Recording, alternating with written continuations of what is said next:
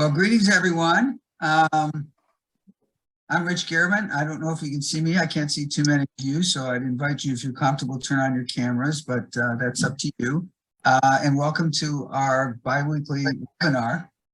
Today, we welcome Charles Hempeck and Caylee Gabel from Anna Marie's Alliance. Some of you know them from our October 14th conference on family violence, and may have missed that session because you were at another one. But this is a domestic violence shelter in St. Cloud, and they have renovated their facility recently, in part so that victims could bring not only their children but their pets with them, and that's a really important factor in terms of family violence, because a lot of the research just shows that many people will not leave their pets, afraid that the abuser will harm their pets while they're gone. And one of the statistics that came out of our family violence, and I don't know, Charles, if you and Caylee use this, but that if generally on average it takes a woman who's a victim of domestic violence, usually a woman, to 10 times 10 events before she takes action of some sort, goes to a shelter, makes a call. But that goes up to something like 50 times if there are pets in the household, which is an astonishing number. So so they're going to kind of give us their presentation that they did on October 14th, and we're really appreciative of that, because especially me didn't get to see it. And then, excuse me, I would just say this is part of our effort to help facilitate, get some interest, at least on our end of the business, in family violence and in a relationship between domestic violence and abusive animals and child maltreatment, and also elder abuse, but primarily the first three, because they're interrelated. And if these sectors can work together more closely, some of the research suggests that we could probably be able to effectively intervene and safely intervene much sooner in some of these situations, which in terms of children who, their time frame isn't the same as adults. These are these are situations where every month counts to them, every week sometimes, in terms of their development. So that's the significance and importance of this conversation. I do want, before I turn it over to Charles and Caylee, to mention a couple of things. One is that I broke away from a meeting to get to this webinar, which is about foster care licensing. And some of you may remember that last year, not in 2022, but the 2021 session, we helped get some legislation passed. And one of the criteria that we had for supporting the legislation was that there be a statewide standard for licensing foster homes and for monitoring foster homes. We're doing a fatality review study right now. And out of the 88 fatalities in Minnesota that we found since 2015, 10 of them were in foster care. So there is not an adequate kind of vetting and training and monitoring of foster placements in the state. And this was a part of the legislation that we insisted on having inserted in order to support the whole bill, which essentially lowered some barriers to becoming licensed foster parents. So we'll be saying more about that. Keep your eyes open. We'll probably have a webinar on that once we get down the road and see where that process is going. But we're very happy to see that something that we worked so hard on is actually starting to bear fruit. Our next presentation in 2 weeks is going to be about that fatality review report that we've been working on for the past year.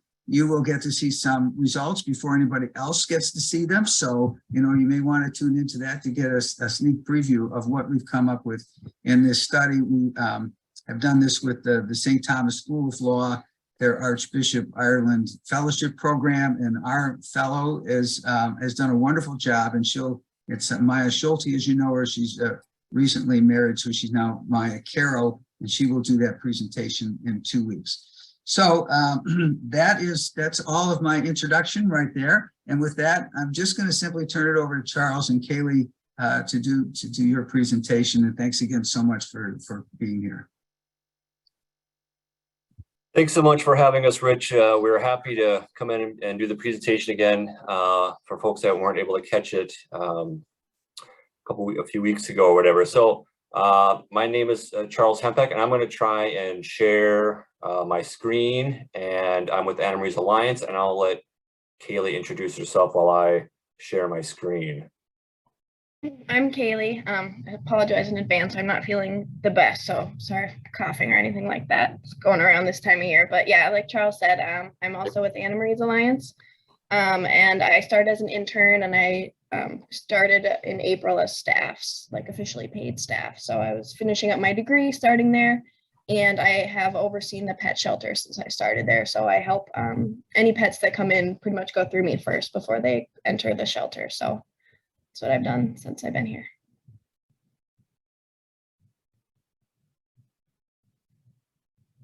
Okay, do people see that? Yes. The first one, okay. Great. So again, with Anna Marie's Alliance, we're going to be, today we'll be covering a little bit about Anna Marie's Alliance, kind of our origin story, some of our programming, and then talk in more depth about our Pet Safe Home program. And then we have some kind of interactive survey trivia questions along the way. And then also feel free to raise your hand or interrupt if questions come up as we move through this. We want to make sure that people have the opportunity. So we'll go for about 40 minutes or so, and then we'll leave some time at the end for some questions that people might have. First, maybe we can start out quickly, since there's not too many people on here, just to introduce yourself, and then maybe the organization you're with, and if you have any pets. So I can start out, Charles Hempeck with Anna Marie's Alliance, and then I have a dog and a cat. And so the picture that's up right now is Gus, our red-bone coonhound, the dog, and then Sasha is the middle cat that is mine. I'm Caylee again, and I have two, I call them rugrats. I think that's the best way to describe them. The one on the left is Lucy, and the one on the right is Milo. So they're definitely my kiddos, and they highlight the importance of being in a space where animals are free from harm. You know, having them at home definitely gives you a different sense when you go into work and you know that your animals at home are safe. You want others to be the same way. So we get a popcorn or however we want to do it, whoever wants to introduce themselves. I'm Judy Schumacher. I'm a board member of Safe Passage, and we've always had rescued dogs. And we currently have an 8-year-old border collie / question mark dog whom we adore. As my husband says, she saved us from the pandemic by making us laugh. Greg Gardner, also a board member for Safe Passage. No pets.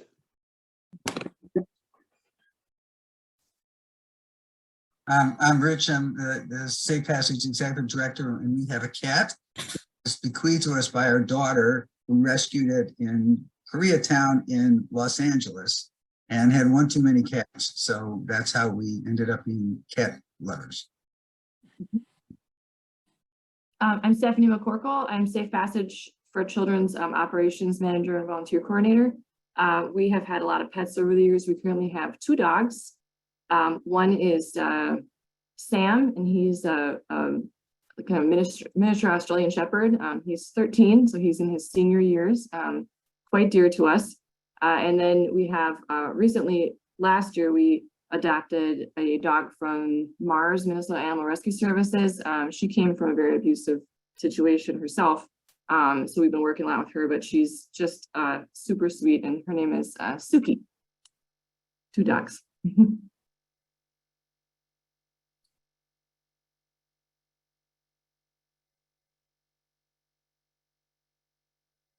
Does anybody else want to, yep, say your name, and then if introduce yourself, and if you have any pets at home. Bob? Yeah, I'm sorry for getting on a little late. I guess You're okay. I'm gathering that we're doing introductions. Yeah, I'm Bob Storley, a longtime supporter of Safe Passage, and got one nice little 10-year-old Sheltie around the house that's still got a lot of life left in him. Kind of a good watchdog. My name is Mark Nippen. I've been watching Safe Passage for many years. My experience is farm animals, and I've seen young children adore animals 1,000 pounds and much bigger than they are, like small pets. We've had several dogs and currently have a parakeet. So pets come in all sizes, and for children are a big issue, I think, for many. They become quite well bonded with them in various ways. So I think they're important parts of health. Sure. I'm get Maggie everybody? Carney. Oh. I'm also a board member and formerly worked in the child abuse field. No pets currently, but have been a dog owner in the past. I'm a dog person. We have 3 grand dogs right now that we care for on many occasions, but we're not home that much, so we don't currently have any pets in our home.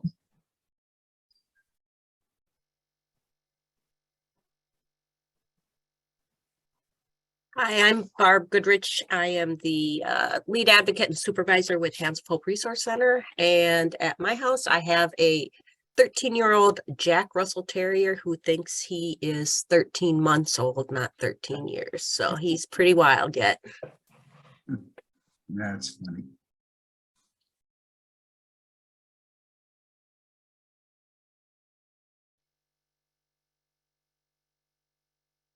Okay, everybody get a chance? All right.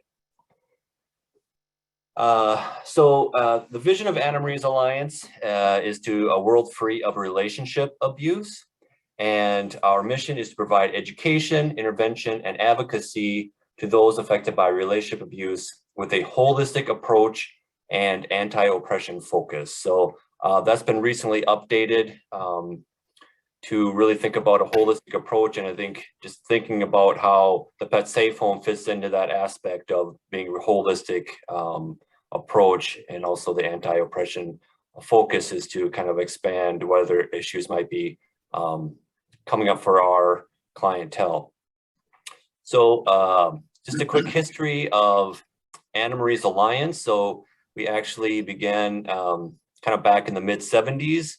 And so discussions really started about building a shelter, because previous to that, women were housing other women in their own personal homes. So while that was certainly necessary at the time, it probably wasn't always necessarily the safest option for those folks. So in 78, we incorporated, and in 79, we actually were able to get the first shelter in St. Cloud. And just a quick story about that, went to the city council in 79, made the request for the permit. And at that time they said, that doesn't happen in St. Cloud, which of course it was, and around St. Cloud. And so we came back a few months later and were able to get that passed. We had people lined up out the door, making the request, arguing on our behalf. And so it was granted. So in 79, we had our first 3-bedroom shelter. And then our first woman that we housed had, I think, 8 kids. And so we knew pretty quickly that we were going to need more space. And so in 81, we acquired a larger home, residential home, and then we connected that with another one. So we were able to house at that time like 26 women and children. In 83, we started our criminal justice advocacy work. So working with criminal justice, try to look at reforms and how they interacted, and try to make sure they were able to support victims, survivors of relationship abuse or domestic violence, as it was called. And in 89,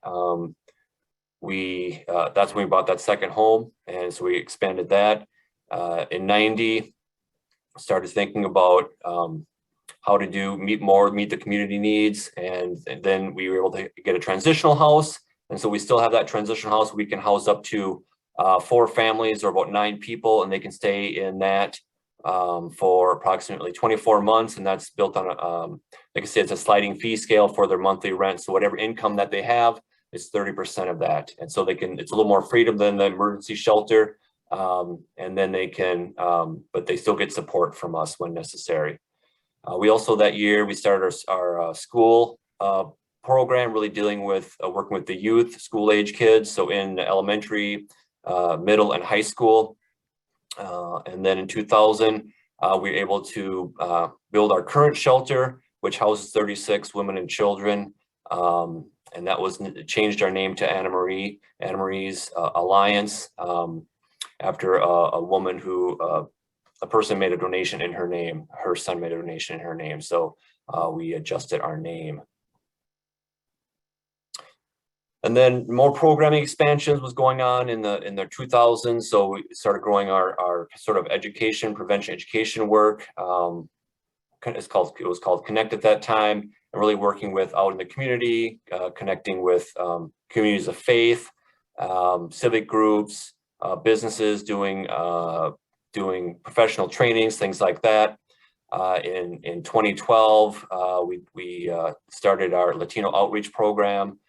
We have a larger population of Latino individuals living in Western Stearns County, so we're doing more targeted outreach there. And then in 2013, a longtime founder, Maxine Barnett, retired after 33 years within Anna Marie's Alliance, and then I started in 2014. Then we get to 2015 is when our Pet Safe Home opened up. And so we had been working with pets kind of previous to that, but the new facility, which you'll see later on, was built and finished. And then in 2018, the Center for Family Peace, more of our public building to interact with the public was built until we could be more forward facing. Previous to that, of course, the shelter was always in a hidden location. For safety reasons, and we've transitioned now to where we don't hide the location; it's out in the public for that. So, and then we are looking to expand the shelter, remodel that to have efficiency type apartments. And so we're starting the fundraising for the final phase of the remodel. So that is kind of the history of where we came from for Anna Marie's Alliance. So as I talked about, we have an emergency shelter available 24 hours a day. We have a 24-hour hotline that someone is available to talk. And so people call that for finding out about shelter options or orders for protection, or just to talk and see what their options might be. Then the shelter, we also have a licensed daycare. We have a robust children's program that provides support for the kids and the moms, including therapeutic options. Our community programs, we have criminal justice, so criminal and civil justice advocacy. So we work with law enforcement, we go on scene, we actually get calls, and so we'll go on site and meet with the survivor as soon as possible after the scene is secure. We help with orders for protection or harassment restraining orders. We'll help people fill that out and file them. And we will accompany in the court as well if that's what they would like. And so then again, we monitor criminal cases, and then we will keep people informed of what happened and the outcome of the criminal cases. Our housing, like I said, includes the transitional house. We also have what's called rapid rehousing. And so we work with landlords, and we're able to work with our clientele. And so we can cover rent for up to a year. So people who maybe are struggling financially, we're able to cover that expense. So that way they can focus on maybe paying for daycare or vehicle payment or whatever it is, help get them on their feet. And then they transition into taking over the payment of that rent. And then we have long-term housing where we help 4 units of housing that we have a partnership with a townhouse provider. And so they can be in that that's again, sliding fee scale on their income, but that's long-term. They can stay there as long as they want to. There's no limit on that. Then of course, we have our Pet Safe Home, which we're going to talk more about in this time. So our education and prevention. So again, we have our school program, work with kindergarten through 6th grade and do some curriculum that way, like be a buddy, not a bully, and hands are not for hurting, hands are not for hitting, words are not for hurting. We do professional training. We do community outreach, again, working with civic groups, professional organizations, do going to churches, work with faith communities. And so anything like that where we can talk about domestic violence, relationship abuse, and what they can do to support that, and try and debunk any myths that go along with that, and try again, talk about things that people don't think about, which is like, what do people do with their pets when they're looking to leave? We also have support groups, both for our shelter, our residential work, and our non-residents, and come in from the community and be a part of that support group. So we try to offer a wide variety of opportunities for folks. Advocacy, of course, anything related to public policy, we help look at that to make sure that any laws are supportive of survivors of domestic violence, and work with sort of local, state, and national policymakers. We use Violence Free Minnesota. That's the statewide coalition for domestic violence providers, service providers, and then anything around housing, of course, because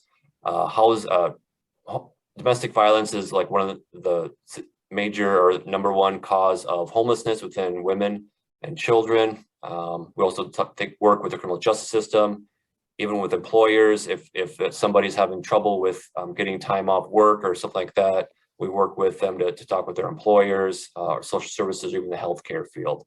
So really look at ways that survivors are impacted in the different systems that they interact with, and how we can help reduce any barriers or help make things easier for them. So now we're at the point really want to talk a little bit more about why a shelter would want to have a pet safe home or a plan for a client's family pets. All right, so this is kind of an interactive part. So if you guys are able to, you can either like shout out what you think the answer is, or put it in chat. So we're kind of going to do some multiple choice questions, sort of just to get the ball rolling with the relationship between domestic violence and pets, and also to hopefully debunk any myths or things that you guys may still have about domestic violence. So the first one is, what percentage of pet-owning women entering women's shelters reported that their batterer had injured, permanently damaged a part of the animal's body, killed or threatened family pets for revenge, or to psychologically control victims? So our options are 25%, 45%, 67%, and 71%. I'll give you guys about 45 seconds or a minute to put your answers in the chat of what you think.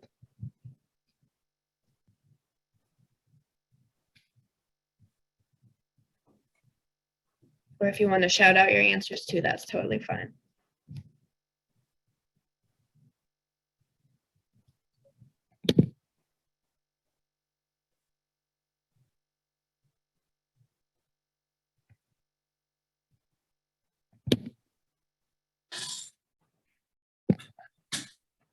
I would say 71% too.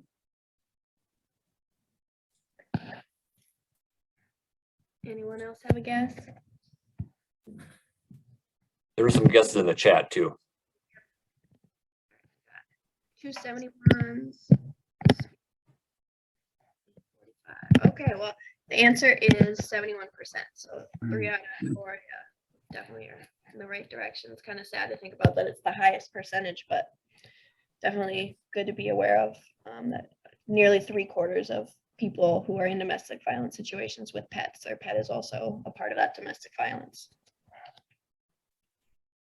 All right, the next one. So what percentage of, so this one specific to AMA, Anna Marie's Alliance, I actually gathered some data of pretty much whatever we have documentation of animals who have stayed here previously, and what their owners said about how they were treated prior to staying here. So what percentage of pet owning women that have stayed at Anna Marie's Alliance with their pets have reported that their batterer had injured or severely neglected their pet? So what percentage do you guys think for this one? I would say 78. Based on the last answer, I would say 78 also. Everyone in the chat's on that same page. So this one I was honestly a little surprised to look into. So it was 46% is what we had for an Anna Marie statistic, but it was interesting to look at it. I actually read through the documentation, and a lot of people that said no said, so the question was, has the person who abused you ever abused your pet? And many of them said no, and then they said, but, and then they would, go on, tell a story about, well, they did this or did that, or did things that any of us here would consider to be abusive. So I definitely think that 46%, there's definitely some, Charles and I talked about it, maybe, not wanting to admit that their pet was abused or not seeing it as abuse because something similar had happened to them. So I think that it's important to look at the different statistics and how, we sit in a room with them and ask, has your pet ever been abused? And that might not be a situation where someone feels comfortable answering yes versus, if they're just answering a statistic online, something like that. So definitely could be higher. All right, the next one. Next, we have just a look at the power control wheel. I think probably a lot of people have seen different variations of the power control wheel coming out of the Duluth model. But this talks about the power control wheel of animal abuse and domestic violence. So thinking about, if you look at this, about isolation, again, refusing to allow her to take her pet to the vet or take it anywhere, being socialized with other animals or other dogs, threats, of course, threats to harm or kill the pet if she leaves or asserts any sort of independence away from the abusive partner, legal abuse, so people can have custody battles over the pets as well, or filing theft charges against them if she leaves, contesting that, maybe blaming them for what happens to the pet, saying if you wouldn't have done that, it wouldn't have hurt the pet. So really trying to shift that blame from the abusive partner to the survivor or victim. Of course, emotional abuse, giving away or disappearing, kidnapping or taking the pet away, because that has that source of unconditional love, or forced participation in animal sexual abuse. Economic abuse, refusing to allow to spend money on the pet in any way, or maybe intimidating, threatening the pet, or saying next time it'll be her. And then also using children, so maybe using the children's pets as a way to keep the victim in line, and blaming the disappearance of the pet on the victim to create that wedge between the victim parent and the perpetrator parent. So those are some different ways we're looking at the power and control wheel. And why it's important to think about the pets when dealing with survivors of domestic violence. All right, we got a true false one, so there's only two options. So 52% of victims in shelters leave their pets with the perpetrator, with the person who's been abusing them. So do you guys think a little bit over half of people fleeing domestic violence do leave their pets behind, or do you think it's less than that or more? I'd say false. Do you think it's more than 52% or less? Less. Say true.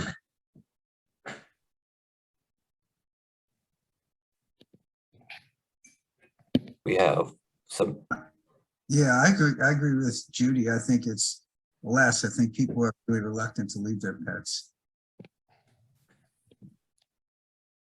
This one is true. So over half, a little bit over half of people do actually leave their pets behind in domestic violence situations. So it just highlights the importance of pets can be kind of the forgotten part of the family, the left behind part. So it's kind of scary to think about that over half of people, the situation gets so bad that they can leave their pet behind. The thing, and then we'll talk about, is that there's often not an option to take their pet with them. So they either have to stay or leave. And so there's no place for the pet. Especially if you have kids in the mix too. Most parents would, people in those situations would want their child to be safe. So there's a place for your kid to go, but not your pet. A lot of people do make that really hard decision. Yeah. So we have a couple of statutes within the state of Minnesota that reference animals and pets. And so the Domestic Abuse Act, that one does as well. And so and then and so it's in the ex parte order. So you can within the ex parte order, it talks about you're able to have the pets in there covered in the order for protection. And then also it talks about intimidating behavior or threatening the pet. And also in statute 343.21, overworking or mistreating animals, there's language in there that says that if you do that or harm an animal in a way to intimidate or threaten another person, that enhances the charge up to either a gross misdemeanor or a felony. So those are two specific Minnesota statutes that mention pets in domestic violence situations as well.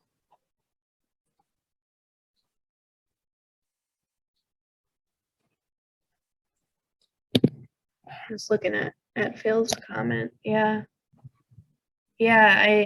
Phil's talking about how many people have had their pets in protection orders. I've seen it quite a few times just since I've been at Anna Marie's, or, you know, people don't want the protection order if their pet can also be included in it. So that's definitely a real thing, and really nice that it's something that Minnesota has now.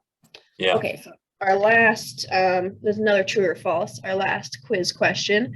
So women residing at domestic violence shelters were nearly 11 times more likely to report that their partner had hurt or killed pets, and 4 times higher to report that their partner had threatened harm to pets than women who had not experienced domestic violence.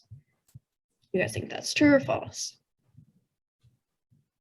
True. I agree, true. Everyone's pretty much on the same page. True. You guys are right. It is Yep. true. So 11 times more likely to report that their partner had harmed their pets. So that's a scary thing to look at. 11 times more likely for the pet to be harmed or killed, and 4 times more likely overall just to threaten harm. So you can definitely see that domestic violence and animal abuse are very interrelated.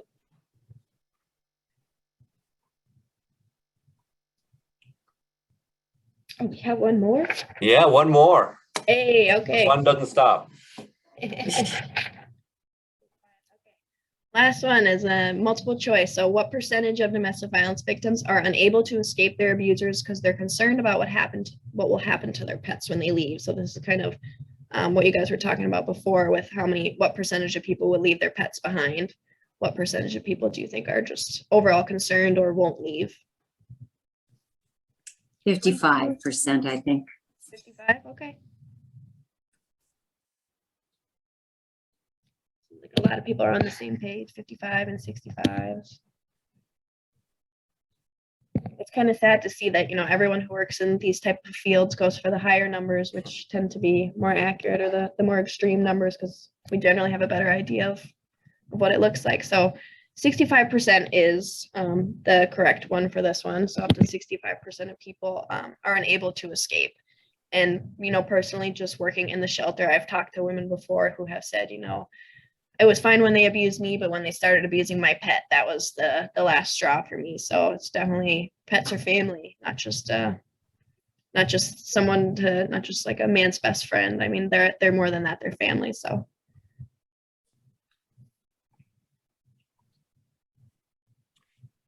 So just a quick sort of recap of where we've been regarding our journey to where we're at with our pet safe home.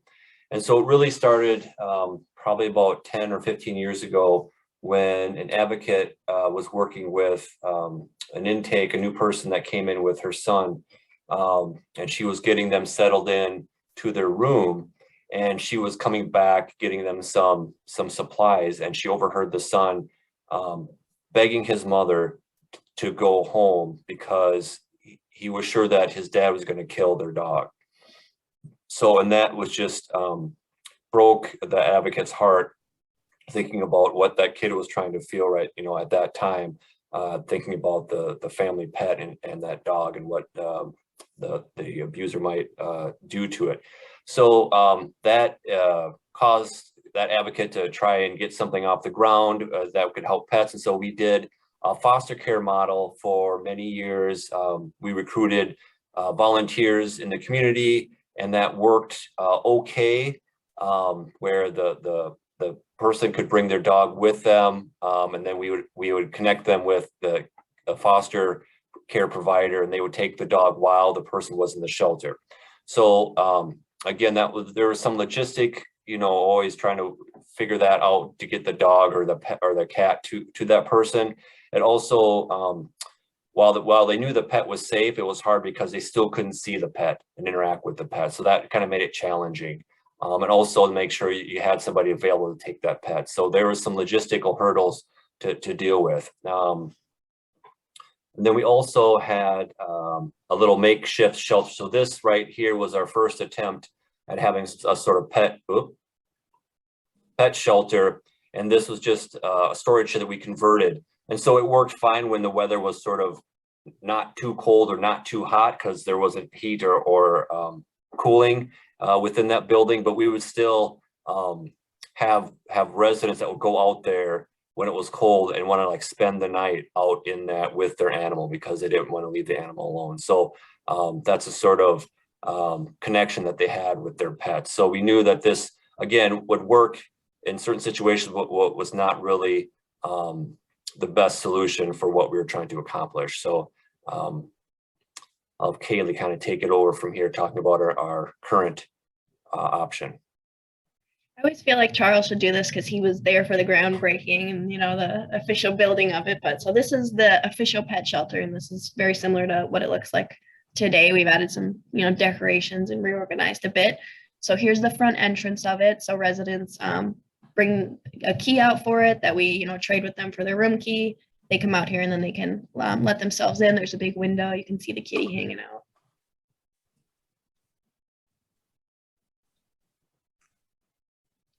Okay, so just kind of talking about the better things about having a pet shelter. I mean, there's so many good things. So we started a process, this is before I started, about doing surveys once people had left with their pets. What's good about it? What don't you like about it? How it's been helpful for you? And something that I found across the board in these surveys was almost every single person that had done the survey said that they strongly agreed that being able to bring their pet with them was influential in their decision to leave. And a lot of them even wrote notes on there, like, having the shelter here is why I left. So that's something that, we've seen in the shelter. And then we've also seen personally with people who call. We get countless calls of people saying, I know you have a pet shelter and I'm not going to leave unless I can have my pet with. So I guess I'll just call back and see if you guys have space later, because I'm going to stay in this situation unless my pet can come with me. So it definitely is a determining factor. And besides just people being able to have their pets, part of their family, with them and in a safe space, we've also been able to develop a really good relationship with a veterinarian that's in St. Cloud. So they're who I help set residents up with to get vet care. As Charles was talking about, part of the power and control of an abusive relationship is not letting the animals access vet care. So majority of the animals that come in have had no previous shots. We have animals who come in and they're 12, 13 and have had no history of vet care. So that's kind of the main thing that we start with. And by having this relationship with the animal hospital, they give us discounted rates on things, and they also don't charge us for the actual office visit. So usually you go into the vet, they charge you a base fee of, $50, $75, and then they charge you for whatever you get on top of that, but they actually waive that main fee for us. So by being able to waive a lot of the fees, Anna Marie's can actually cover any shots, any medical care that the animal needs to be up to date. So we do cover basic shots, rabies, getting microchip, those type of things. And then we also have a great relationship with Tri-County Humane Society, which is also in St. Cloud. I'm able to call them, do you guys have extra cat litter? We got 4 cats and no cat litter. Or, we have a ton of extra food. We just got 5 bags of cat food donated, and you have way more cats than we do. So it's been a nice relationship. We're able to trade supplies back and forth. It's just good to have a humane society and a vet that knows of you and you know of them. I think that's a very important thing to have if you're going to have a pet shelter. So those are kind of the 3 best things that have come out of having this pet shelter. And then besides just kind of the main positive impacts, I took some quotes from residents that had stayed here with their animals, and what they specifically said was one of the best things about it. So you can kind of see that there is a common theme of all these things of being safe, not being hurt, knowing that my pet was safe, feeling comfortable. You can see a lot of these are just being able to have access to their pet, know that it's in a safe spot. So you can see that it really makes a big difference in people's lives. And I think one of the most important things to highlight is the bottom one. Knowing my pet was comfortable and happy made it easier to focus on my well-being. Knowing that your family's safe can help clear your mind to focus on housing, to focus on mental health, to focus on getting a job, to focus on just your own well-being. Knowing that the ones that you care for are safe is a big piece in being able to further themselves and to do all the important things that will set them up for once they leave the shelter. All right, so kind of the process that we do when someone comes to shelter, usually depending if they take the bus, if they get dropped off. If I'm here, I'll meet them out there, take them into the pet shelter, get them comfortable, make sure, oftentimes when people are coming, the animal has spent multiple hours in a cold car or on a bus, things like that. So our most important thing is just making sure the animal's comfortable first and has what they immediately need. So we usually, set up litter boxes, set up toys, beds, all those things. We help provide all those things when they get here. And then I'll usually sit down and do an intake with them, go over, has your animal had any vet care? Do you have documentation of that vet care? Usually the answers to both those questions are no. So then we start and we set up an appointment and get them in, make an appointment for whatever they need. We go over rules and how to properly dispose of things, just because, having a lot of animals in one spot can breed disease. So it's just important to have regulations and rules in terms of cleaning so that all the animals and the people stay healthy. Yeah, it's kind of a hybrid. We have kind of a hybrid licensing fee because in St. Cloud, like for a resident, I think it's you can have up to 2 dogs or 2 cats total. But because of what we're not a kennel, we don't take outside people. We don't hold dogs for outside of our residents, but we can house up to 5 dogs and 5 cats, and then miscellaneous smaller animals. So we have kind of a hybrid licensing agreement. So again, back to Caylee's point of making sure that they all are up to date on their vaccination is important. So you don't want to have the animals getting sick from each other. Okay, we'll try to flip through these so we have time to answer questions. So this is just kind of what the pet shelter looks like. This is going in the front door, and that back door you're looking at leads out to a whole fenced-in area. We'll see in a little bit. Here's the living room area. You can see that window is where the kitty was looking out from. So this leads out to our parking lot. There's a TV on the wall, nice area for them to be able to sit and bond, brush their pet, whatever they like to do with their animal. And then there's a TV. We've gotten kind of shelving in there and stuff since, so it's less bare now, but they can, hang out there, watch a movie with their pet, anything to help them feel more normalized and help them feel at home. Here's our cat condo. You can kind of see the slot, so we can hold up to 6 cats, or if they're from the same family, they can go in the same one, or if we only have 1 cat in there, we'll kind of let the cat have all of them so they can have the most space. So yeah. And we worked with kind of experts around designing this space, because this room has a separate air exchange than where the dogs are. So again, to try and keep that air separate as possible, just from a disease standpoint. So that was just, again, things that we were thinking about when we created this pet safe home. And then here's kind of going from the living room into the doggy suites. We have a little door that it's supposed to keep out the dogs, but I've definitely seen dogs hop it. So it doesn't always. So that's kind of what a dog suite looks like. So you can see the drain in the floor, very much needed for easy cleanup. And then you can see nice windows so the dogs get light. And then that doggy door opens to the backyard. So kind of easy for them to be able to maneuver their dog in and out. And then we also actually, we were thinking about this design. We also had these sealed, the tile sealed, and this was the type of seal that are like used in medical facilities to try and keep it sealed, and just make it as easy cleanup as possible. So it's really thinking about how to make it as easy for us and for the residents to clean up after themselves. or the dogs, I should say. Yeah. Yeah, so you can see lets in a lot of light, easy cleaning, like Charles said, and kind of like they each have their own little condo or hotel. And then if you open that back thing, you can see there's a smaller fenced in area. So it's kind of nice, you know, if it's a nice day out and the resident's going to be around, they can kind of let their dog go in and out so they're not just always trapped in a little box. And it's set up so sometimes if the resident is at work all day, that either another resident or staff can let the dog out. And so it's actually, if I go back one, so up on the upper right, there's a cable. We can pull that down that lifts up that door. So you don't have to go in the kennel to open up that door. So anybody can let the dog out. So which is nice when necessary. And then there's a bathroom in there because obviously that's needed. You know, people are going to spend a few hours out there. And the bathroom is also a safe room. So the door is weighted and it closes automatically if it's not propped open by something. So it's just to provide a little bit more safety. And in the event that, you know, an abuser showed up in the parking lot or something and someone was out in the pet shelter with their pet. It's an easy way to close and lock the door.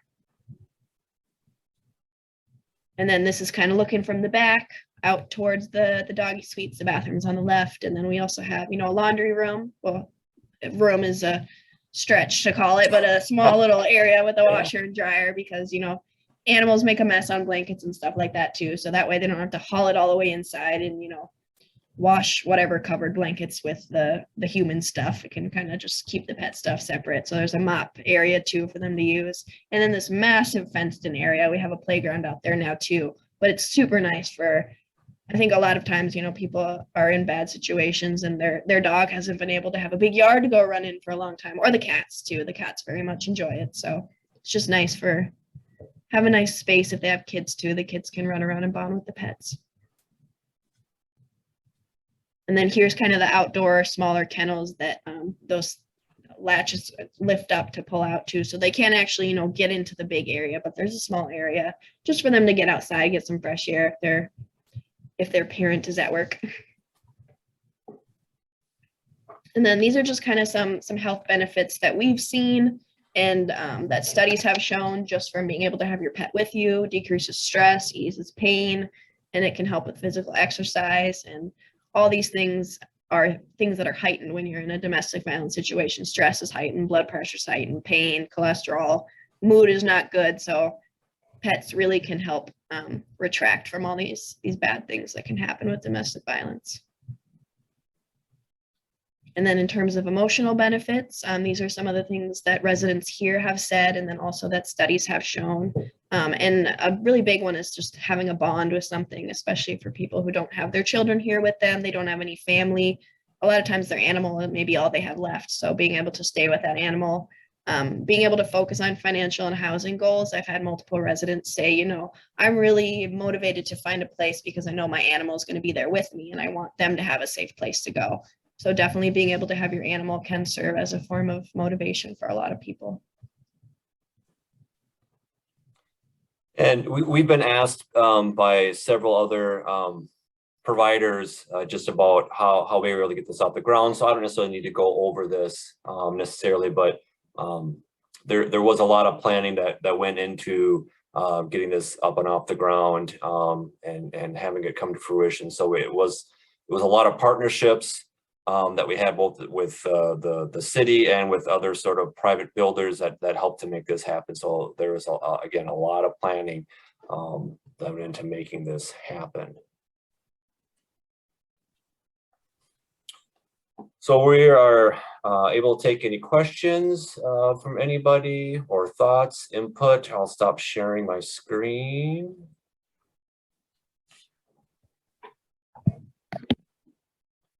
Oh, Phil, that is a good question. Have there been any? So go ahead, anybody who has a question. Phil asked in the chat, how many animals either per year since 2015 have we housed?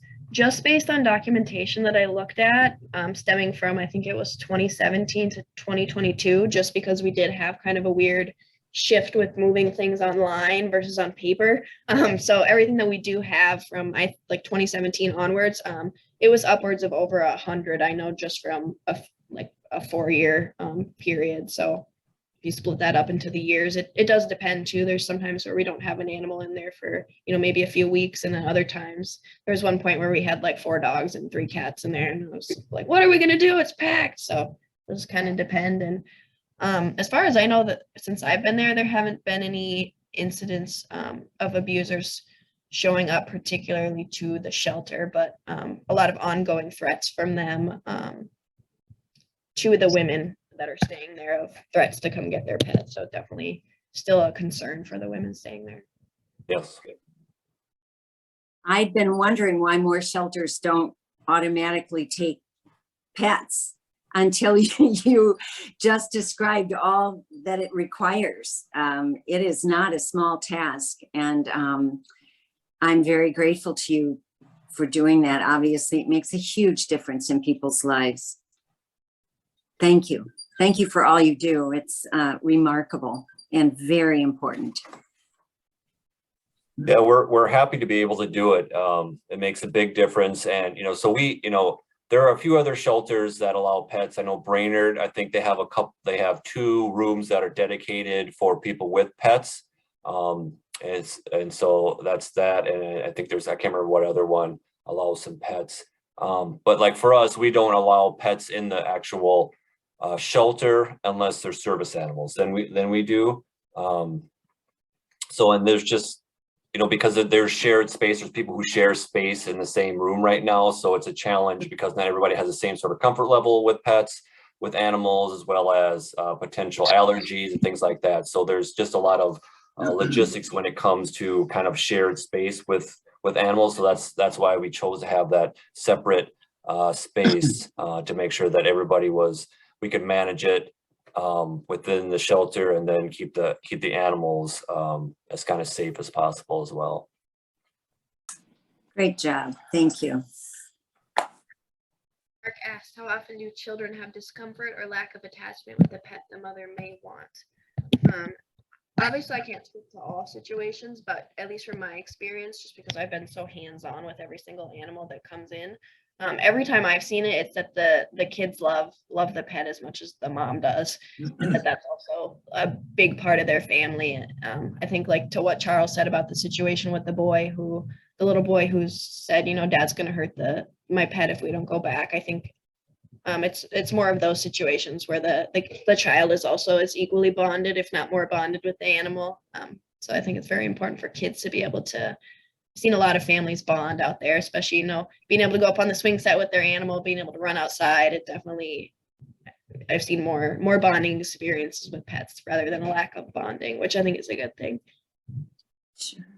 Yeah, especially think about the trauma that kids are exposed to when they're in a house where domestic violence is going on, and whether or not they witness the actual abuse. Of course, we all generally know that kids are like little radars on feet, so they know everything, kind of what's going on in the house, and they know that tension and there's yelling, and they can hear things. And so to have a pet that they are attached to and have that sort of unconditional love, and then that they can talk to, is a big part of them being able to cope as much as possible. But so yeah, it's great to still have them that have access to that pet.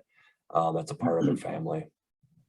In a lot of situations, it's the only healthy relationship they have. So it's like to be able to maintain one healthy relationship. I think at the last conference, Andrew spoke to that a lot, about how his pet was very important for him and was one of the only, strong bonds that he had, and definitely see that play out in our pet shelter.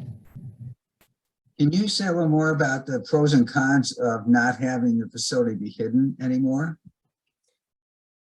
Sure. I think it's mostly pros. I think about, for most of the, the years that we've had a shelter, we had it a secret location. We didn't share the address unless absolutely necessary with people.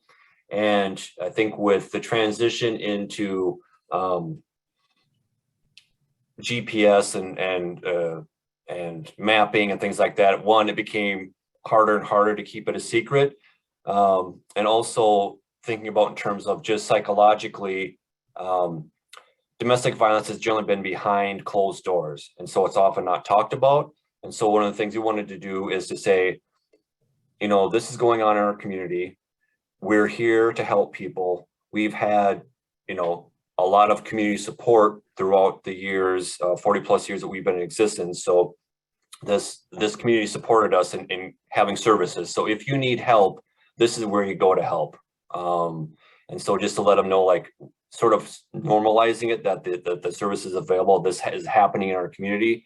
And so we're trying to take it seriously and offer services to those who may need it. So, so that's nice to have that. That's been a change for some, you know, so it's been like 5 years since we kind of made that shift since 2018, since we built the Center for Family Peace.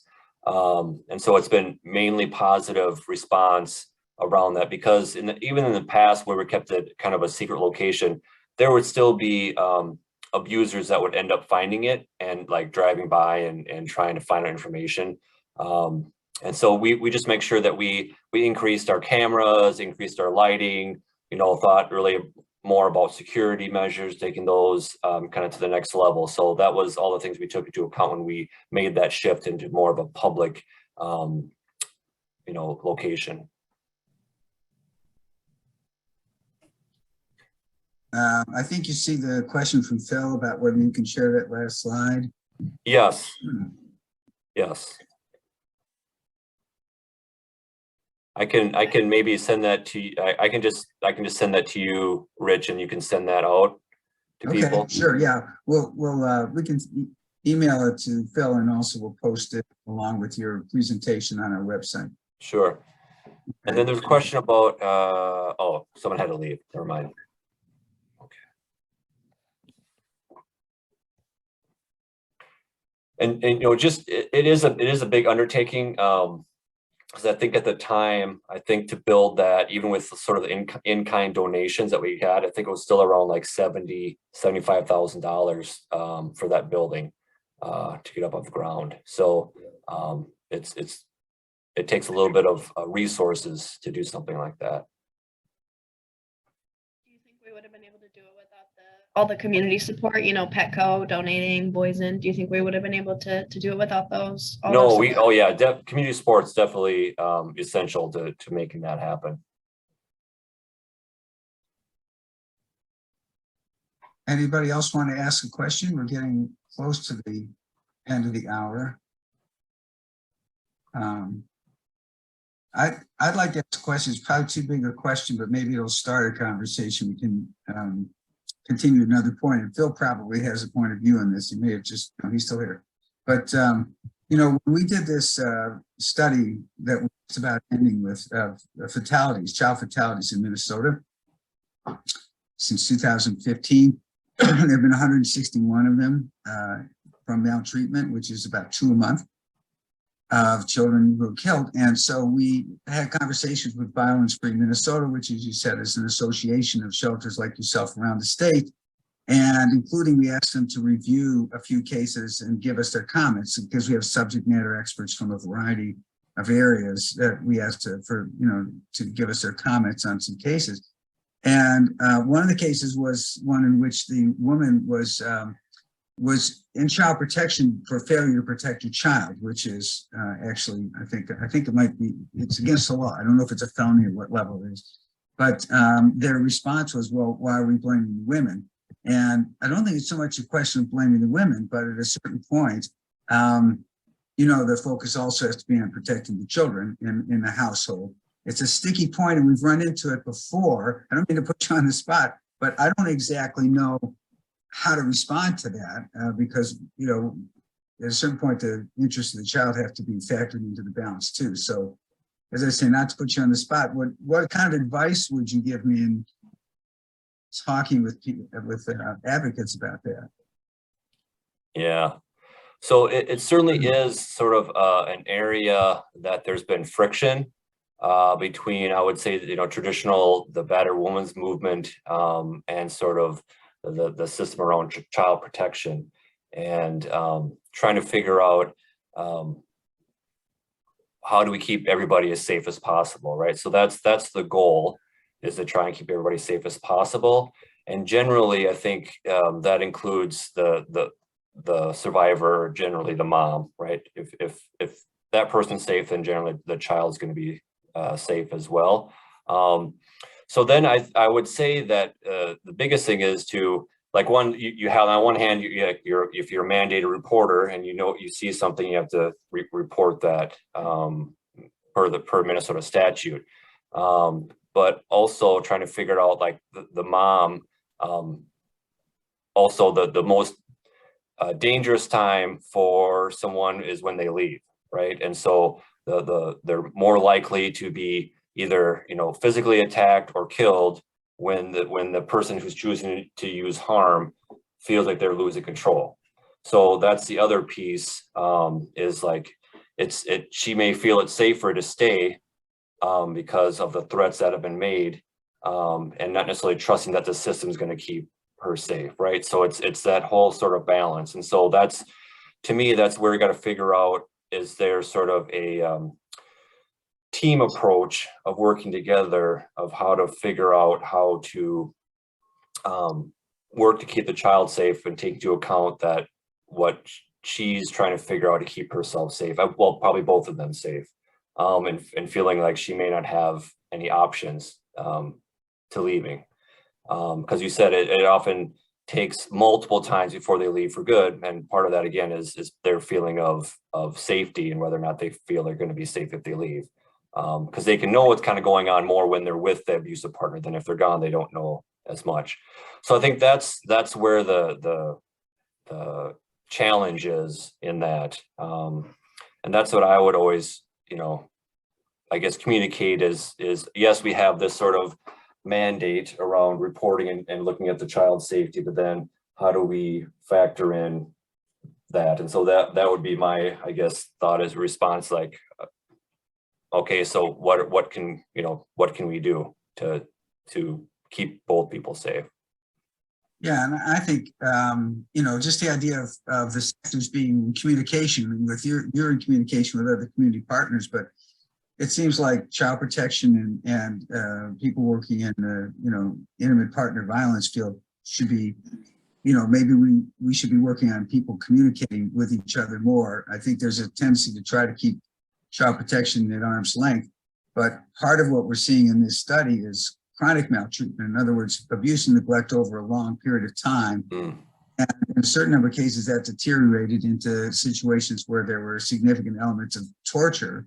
And so when we're looking at that, you also can't, in good conscience, just leave it kind of play out, right? Until you see what the final outcome is, because it's pretty bad for kids. So there's when do you intervene, and how do you do it without putting the woman or the whole family in a worse situation? I just think it's a very tricky business, but one in which, as I say, you don't want to just wait till it plays itself out, because that's damaging for kids.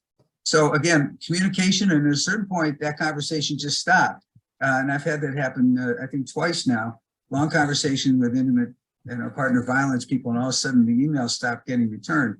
I think we've got to get over that hump and break down that wall and get these communications to be more like, as a team. Yeah, I think part of it comes back, the feedback that we've gotten is, if you look at child protection, some of it is like, certainly communities of color have had a different sort of experience with child protection than traditionally white families, right? So there's that sort of dynamic around that, and being worried about their child being taken away. And so, we're lucky within Stearns County, that's one of our primary counties, is that, we have sort of long-standing relationships with those systems people. And the work has to be, that relationship building has to be done before you get to that point of sort of crisis. So it's always,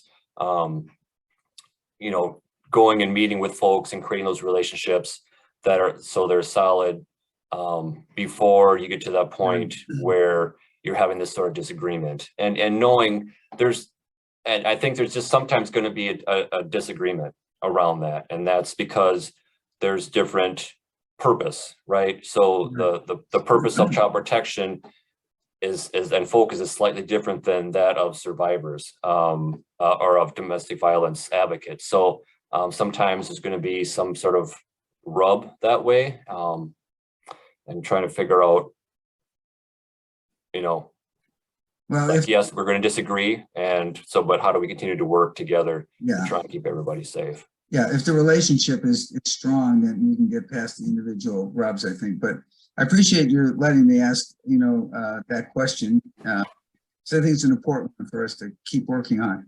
But, and Phil had a comment about that people might want to look at in terms of First National Conference on the Impact of DV on Children wasn't held till '92. The barriers are still there. Problems too big for any one sector to solve. We need to break silos. Thanks, Phil. I appreciate that. Well, we probably better wrap it up, I think, because we've gone over our time because of the interest, I think, in what you have to say. And I certainly appreciate the work you're doing. You're doing wonderful work. I wish we had one of you in every neighborhood in the state. Absolutely. It's hard to do it well, and you guys are doing it well. And I've, you know, been in business a long time. I very much appreciate running into programs that are just well managed and thoughtful. So thank you for your work. And I would say, just again to remind everybody, in 2 weeks, I think I said you'll get preliminary results. You're not going to get preliminary results. You're going to get a sneak preview of the final results of our year-long study of child fatalities in Minnesota. So I want to invite everybody to show up and hear Maya tell about her work. So with that, thank you again so much. I learned a great deal, and hopefully we will be crossing paths again. Thanks a lot. Thanks, everybody. Have a great day. Okay. Thank you. Thank you. Yep. Okay. Bye.